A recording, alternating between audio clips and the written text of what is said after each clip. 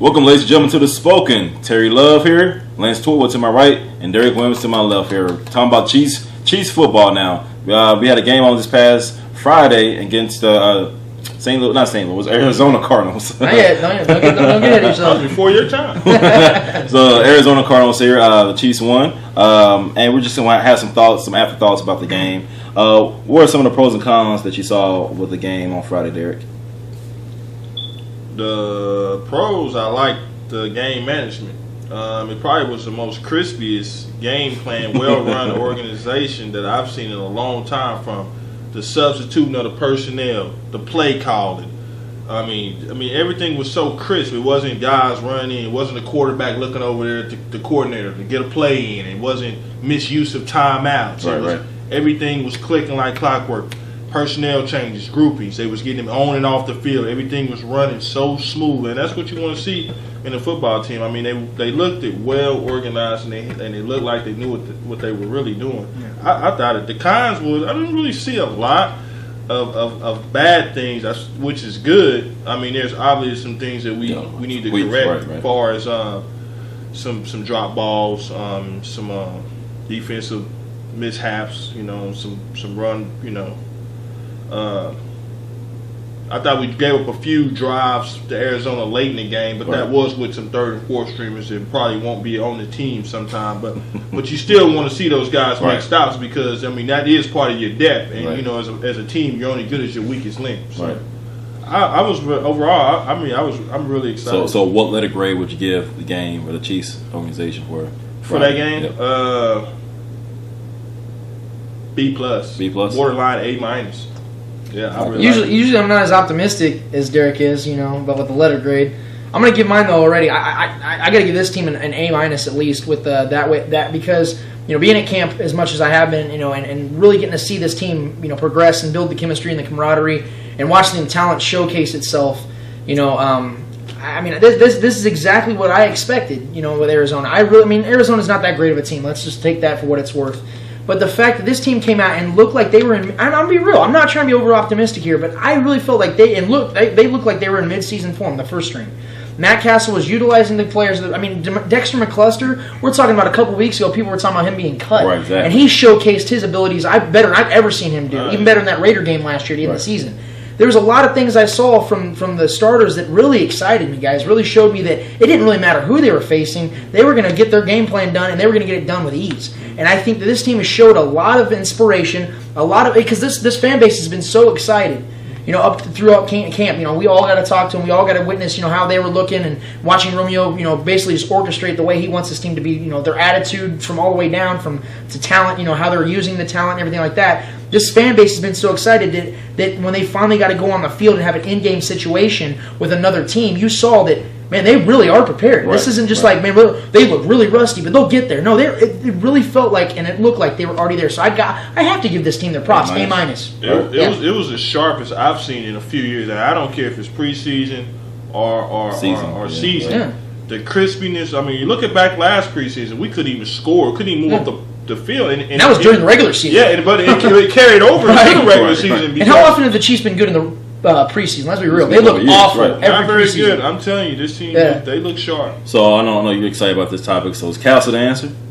Well, you know how I feel about Castle.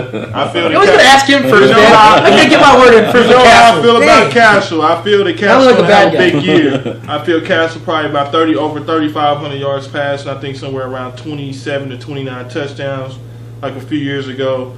I think he's going to make the Pro Bowl. I think he's going to have a big year. You think he's going to make the Pro Bowl with 3,700 yards? Yeah.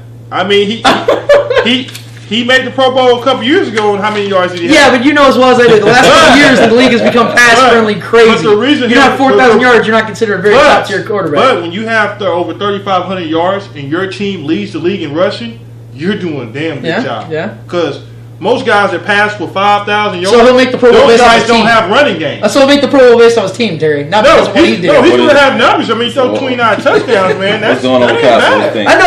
I think honestly, you guys have heard. I've had not a change of opinion, but I have to give this guy respect. He's coming this preseason, this training camp, looked very focused. His skill, I don't think have gotten any better. I mean, his arm still is kind of a noodle arm, but he's getting it there. He's getting there accurately. He's showing that he's a general of this team. Like I said, he gets the respect from the players. They all come and shake his hand after practice, during practice.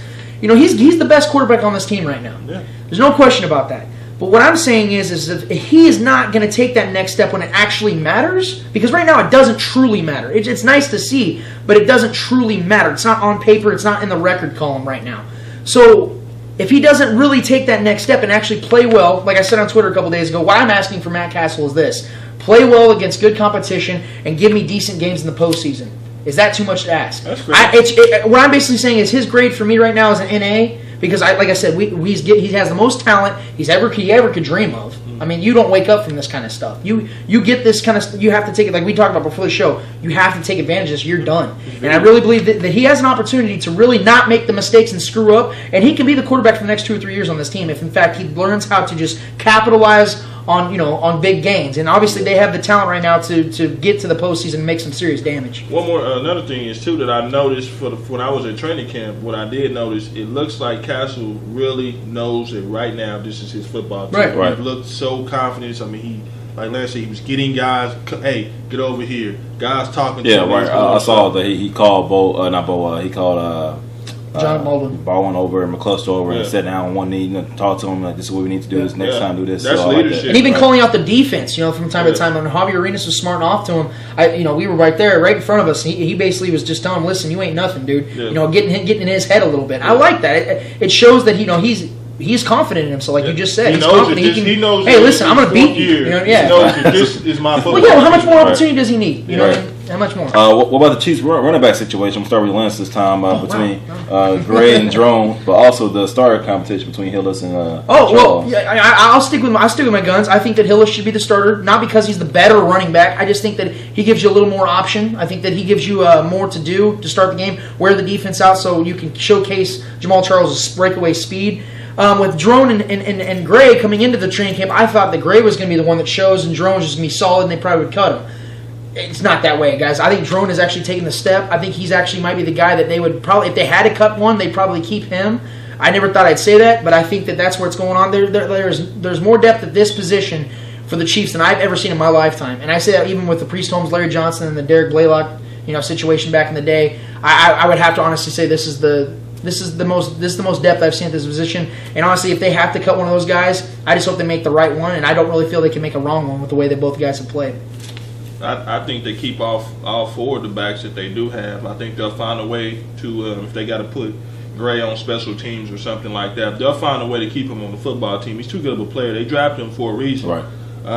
I mean, we couldn't be in better shape. I wouldn't be opposed to starting Peyton Hillis at running back, since Jamal is coming off an injury. You can kind of, Jamal, he's used, because he didn't start, a couple of years back when Thomas Jones had first got here. So Jamal knows, he's going to be a pro. He's not a guy that's going to be out there causing problems or anything like that. He's a professional. So it really doesn't really matter with this team. I mean, you can start Jamal, you can start Peyton. Either one to go, I think we'll get the same result. Either or, they're going to utilize their time on the field and show. They're going to make the best of whatever opportunities are given. Exactly. And I really believe that Peyton Hillis and Jamal Charles are the perfect blend for each other. Right. And we've seen that in training camp. We even saw that in the Cardinals game. I mean, they complemented each other's games. And it's funny because they're at the same position. Usually you see the opposite. Right. Well, I thought Thomas Jones and Jamal was the same way a few years back when we led the league. Thomas was just a little too old. He old. He had a little too much mileage. But Peyton Hillis is at the perfect time of his career. He's motivated. He's out of Cleveland. I don't think a lot of players want to play for Cleveland. Yeah. So I think that situation's done with. He's ready to play for He's got some. we had to throw LeBron in there. But I mean, I'm looking forward to it. Like I said, we led the league in rushing a couple years ago. So